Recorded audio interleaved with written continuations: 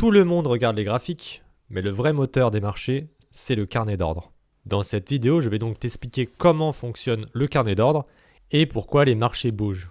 Le carnet d'ordre peut paraître compliqué, mais en vérité, c'est beaucoup plus simple que ça en a l'air. Le carnet d'ordre est une liste d'acheteurs et de vendeurs.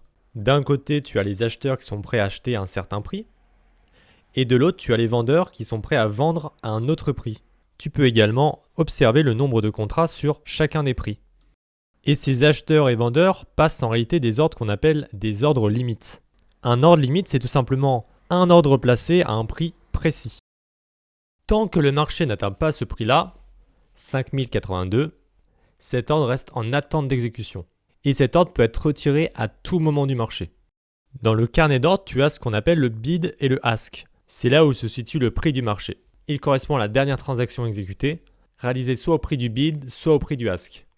Maintenant, parlons des ordres au marché, aussi dit ATM, diminutif de at the market. C'est un ordre qui ne se fixe pas à un certain prix. Il veut être exécuté le plus tôt possible, quitte à ne pas obtenir le meilleur prix pour acheter ou pour vendre. Ces ordres au marché vont consommer la liquidité du meilleur prix opposé. Les acheteurs consomment les meilleures offres et les vendeurs consomment les meilleures demandes. Ils s'échangent simplement des contrats. Quand l'offre est totalement consumée, alors le prix monte. Quand la demande est totalement consumée, alors le prix descend. Et il monte ou descend par palier d'une unité qu'on appelle le tick, ou le pip pour le forex. Maintenant, parlons donc du spread. Le spread, c'est simplement la différence entre le meilleur prix d'achat et le meilleur prix de vente, et donc l'écart entre le bid et le ask. Si les acheteurs ne veulent pas acheter plus haut et que les vendeurs ne veulent pas vendre plus bas, alors le spread augmente. Le spoofing est une technique utilisée par certains traders mal intentionnés. Elle consiste à placer des ordres limites sans intention de les faire exécuter, uniquement pour influencer la perception du marché. Par exemple, un spoofer place un énorme ordre d'achat limite sous le prix actuel. À ce stade, il ne s'engage à rien, car un ordre limite peut être retiré du carnet d'ordre à tout moment. Les autres participants, voyant une forte demande, peuvent penser que le prix va monter et commencent alors à acheter. Sous l'effet de cette pression acheteuse, le prix augmente. Le spoofer se place donc à la vente et ensuite annule son gros ordre d'achat initial. Le marché se rééquilibre donc et le spoofer peut maintenant sortir, profitant d'un gain. On est ici sur Interactive Brokers et Interactive Brokers propose un carnet d'ordre. Donc juste ici on a l'euro USD et on peut observer déjà le cours acheteur et le cours vendeur. C'est un petit peu différent de ce qu'on a présenté juste avant. En fait, c'est juste que là, les acheteurs, nous, c'était en dessous, juste ici. Mais ça reste la même chose. On peut voir là, le prix le plus proche pour les acheteurs, c'est 1,17 287. Et pour les vendeurs, 1,17 289. On voit ensuite la quantité juste ici. Donc, on voit qu'il y a beaucoup de quantité sur l'euro USD. C'est un marché qui est très liquide. Et donc, pour les vendeurs, on voit ici. On peut également voir les modifications. On voit les modifications sur le bid, donc bid et le ask. Et on voit également sur les ordres limites. Il y a des gens qui s'enlèvent en fait, des ordres qui sont enlevés, remis, etc. Et on a une certaine profondeur de marché. On peut voir jusqu'ici à 1,17 270 et pour les vendeurs à 1,17 294. Donc là, on peut voir déjà que ça bouge beaucoup et en vérité, c'est beaucoup des algorithmes qui font soit des stratégies autour de ça, soit qui font des ordres qui essaient de se placer au mieux. Et donc pour créer des stratégies, c'est nécessaire d'automatiser un système parce que comme on voit, c'est trop rapide et le prendre à la main, c'est quasiment impossible. Là, comme on peut voir entre les deux, on voit le prix. Et le prix, c'est simplement la dernière exécution. Donc à chaque fois, la dernière exécution, donc là on est à 1,17 262, c'est tout simplement la dernière exécution qui a été faite sur 1,17 262. Et je voulais aussi vous montrer ça parce que c'est très intéressant. C'est une plateforme qui s'appelle Bookmap et qui permet de visualiser le carnet d'ordre d'une autre manière, beaucoup plus visuelle. Il faut savoir qu'il y a une version gratuite d'1 semaine.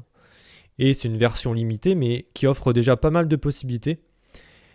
Donc, on va voir ça tout de suite. Donc à droite ici, c'est tout simplement le carnet d'ordre en fait, hein. Donc là, on verrait le bid et le ask. Le bid et le ask. Ensuite, tout ça, bah, c'est les quantités. Les quantités d'ordre limite. Donc pour les vendeurs et pour les acheteurs. Et juste ici, on a du coup comme une impression de la quantité. Donc en fait, ça fait comme ici, on voit plus la quantité est élevée sur un niveau, à un instant T, donc à une période donnée. Et en fait, ça imprime sur cette période-là. On voit par exemple ici, ça bouge un petit peu parce que là, on voit que ça passe au jaune. Donc le jaune, c'est un peu moins que le rouge. Là, ça passe beaucoup plus jaune parce qu'on est descendu à 100, en dessous de 100, à peu près à 100, ouais. Et donc là, si ça passe en dessous de 100, ça va être encore plus vers le bleu. Hop, voilà, comme là, par exemple, c'est plus vers le bleu parce que c'est à 82. Ici, c'est en rouge parce que c'est à 264. Voilà, le niveau 7200, il est très élevé. Et donc, ça permet d'avoir comme des niveaux, en fait, des niveaux de liquidité. Mais comme on a vu juste avant, les ordres limites peuvent être enlevés à tout moment. On l'a vu avec le spoofing. Donc, on comprend que le carnet d'ordre, il est truqué et c'est très difficile de pouvoir avoir un avis dessus. Et on voit aussi la bougie hein, qui bouge hein, en même temps. Ça, c'est la vraie bougie, la bougie chandelière. Tout simplement, on va zoomer dessus. Et sur cette bougie-là, on peut voir qu'il y a donc deux lignes.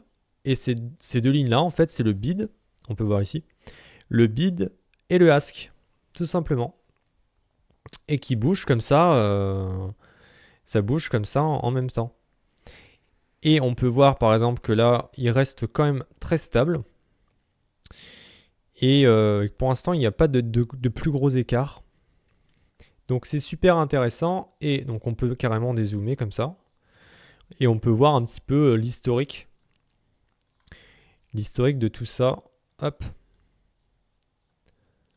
Voilà. Ça nous donne vraiment beaucoup de choses. Beaucoup d'informations. Donc c'est pour visualiser hein, et pour comprendre un petit peu comment fonctionne le carnet d'ordre.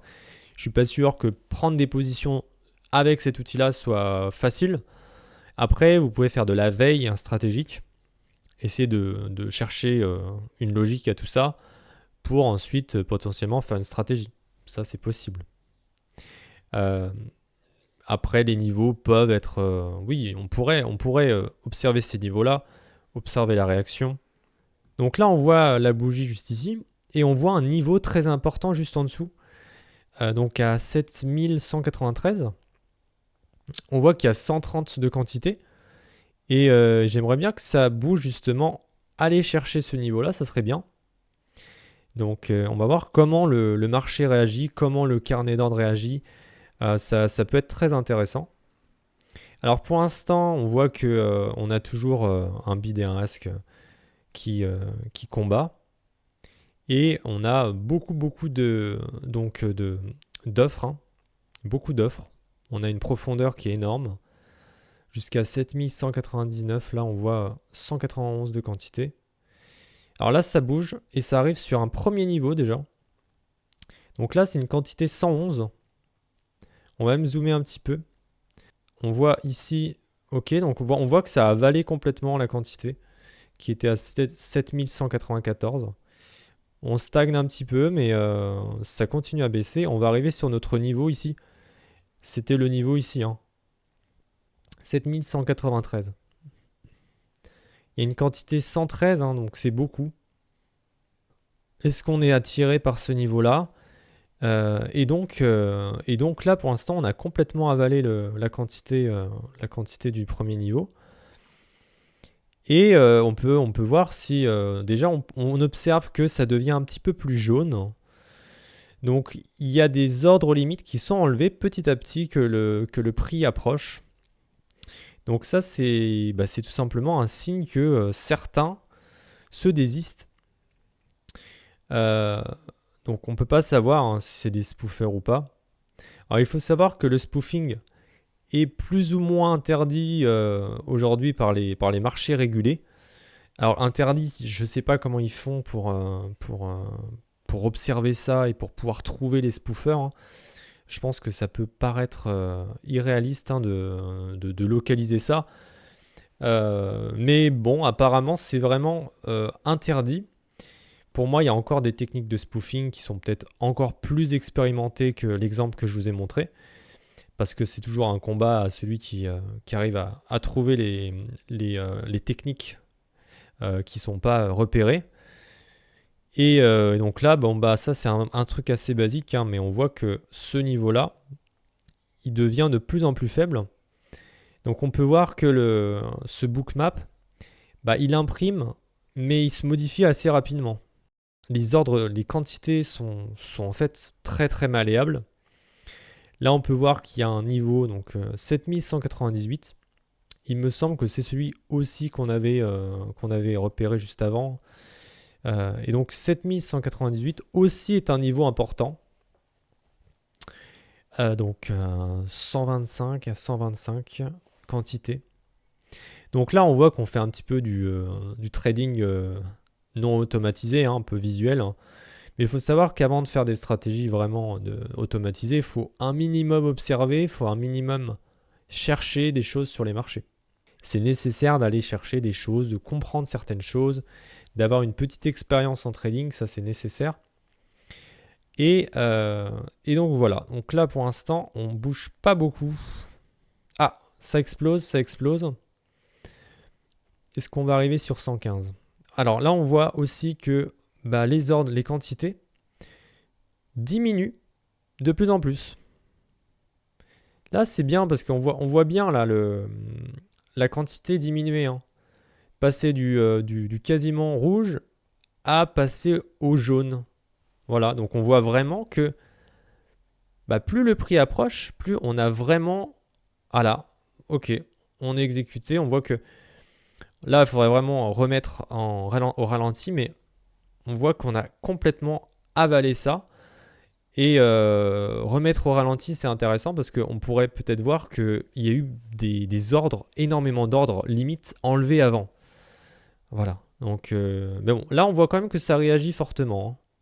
On voit que ça ralentit fortement.